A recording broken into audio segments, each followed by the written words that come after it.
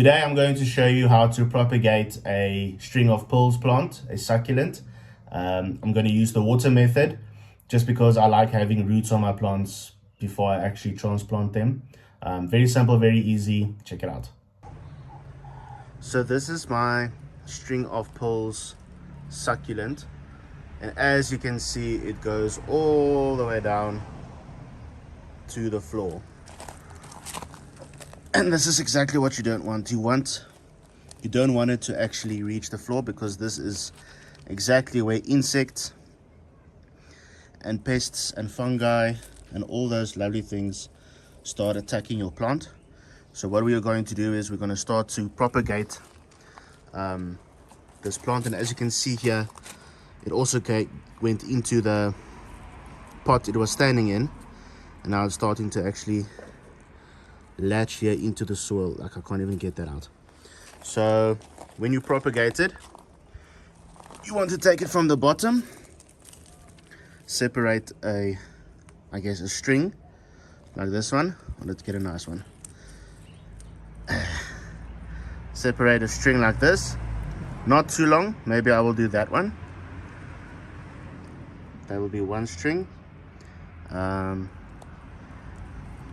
and then I will show you what you need to do next. Okay, so I've decided on a strand, and it's going to be this nice long one here. So I'm going to cut this off just with a nice clean scissor, and then I will show you further. Okay, so what you want is you want a nice clean strand like this. You don't want one with any like side shoots and things like that.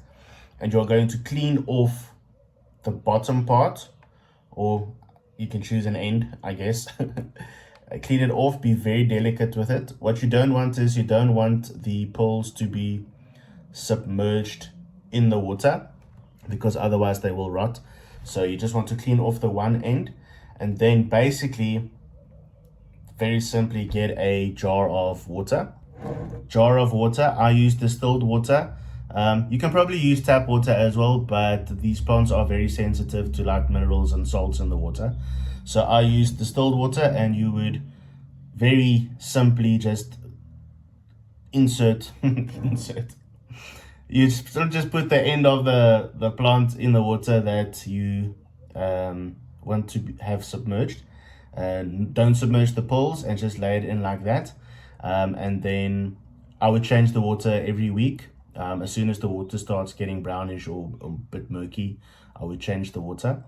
And that's literally how easy it is. So this is not the same one I did just now. This is one I did a bit earlier. And in about a week or two, you should have beautiful little roots like this. Very, very, very fine roots, very, very delicate roots, but this should be good enough for you to actually transplant. It took about a week or two. Okay, so when you do plant it, actually you just want a nice potting soil. Succulents do prefer a nice cactus mix with some perlite. I like to, when I first transplant the cutting, I like to actually just put it in a nice potting soil just to get the roots established before I add the perlite and the succulent mix or the cactus mix. It just eases the plant, I think, into its new home before you add all the intense deserty stuff, if that actually makes sense. Deserty stuff. But yeah, very, very simple. Twirl it in, make sure all the roots are nice and covered, and there you go.